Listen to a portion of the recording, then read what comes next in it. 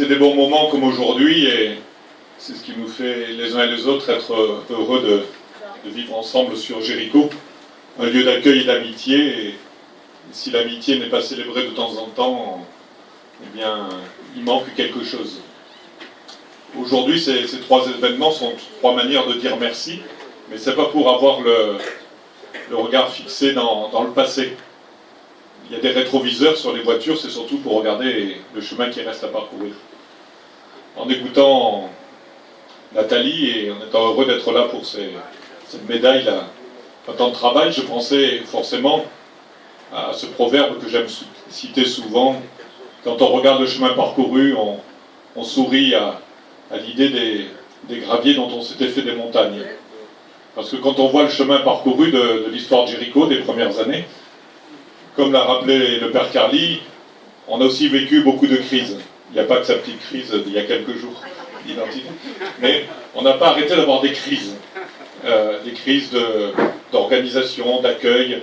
Et finalement, ce qui fait la fidélité, c'est d'avoir vu que dans ces crises, ce n'était pas que des dangers, mais c'était des opportunités pour être toujours plus fidèle et croire toujours plus à la fraternité, à la solidarité. Alors j'ai envie de te dire merci.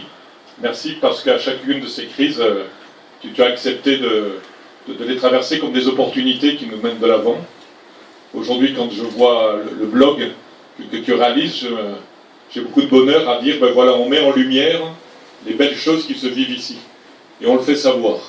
Et ça, c'est important, surtout quand, pour beaucoup, dès qu'on évoque la vie, c'est pour toujours dire des choses négatives.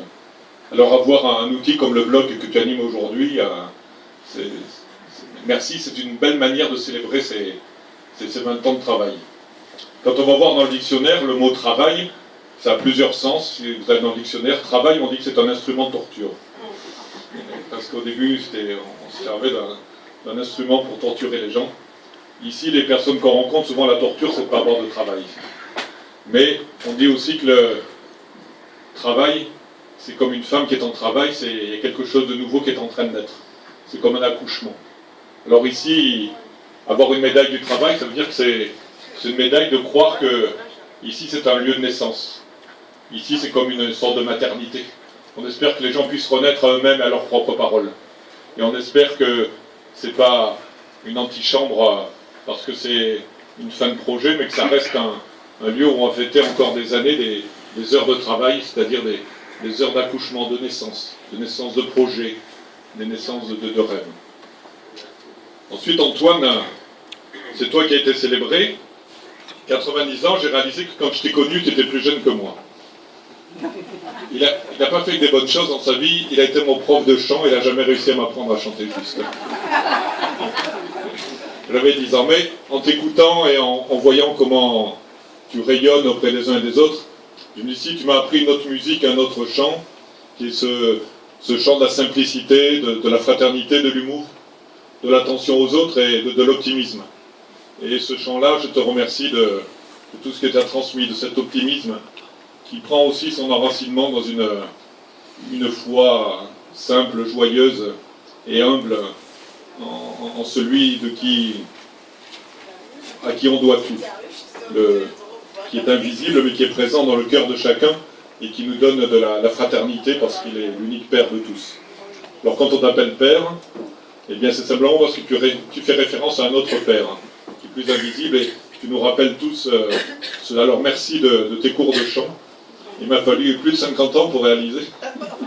Tu m'avais appris à chanter alors que je croyais que c'était une erreur. Voilà. Crise, ce que j'aime aussi dans ton itinéraire, c'est que tu fais le lien avec aussi le reste du diocèse, avec des gens qui ne fréquentent pas ces lieux. Et que grâce à toi, il y a beaucoup d'amis qui sont venus aussi à Jéricho. Alors regarde cette fonction de liaison. Je me rappelle quand on était justement gamin, et que tu es mon prof de chant, tu disais, moi je suis corse, alors je ne travaille pas, mais je fais travailler les autres. Et ça aussi, c'est une leçon de sagesse. Continue en étant l'aumônier de ces lieux à permettre à des tas d'hommes et de femmes d'être aussi aumôniers de ces lieux. Voilà, donc continue ce travail de faire travailler les autres. Alors grand merci.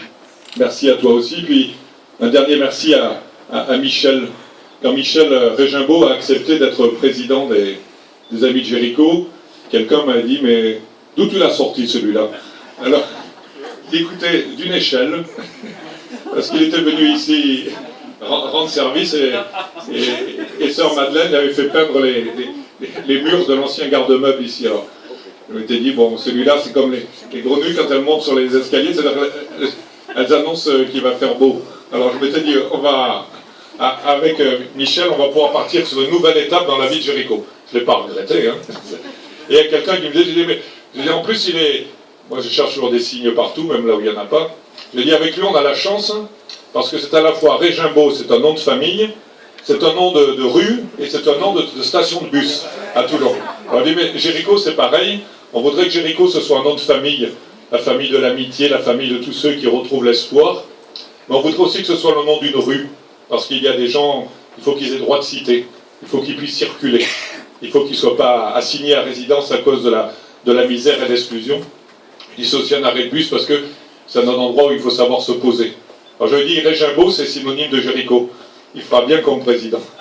Et je pense que je peux l'attester, et je veux te dire un grand merci. Un merci à tous les trois, mais un merci aussi à toute l'équipe. Un merci à Bernard qui a pris la relève, le flambeau. Merci à Karim, merci à toute l'équipe. Merci à tous les bénévoles, merci à tous les accueillis.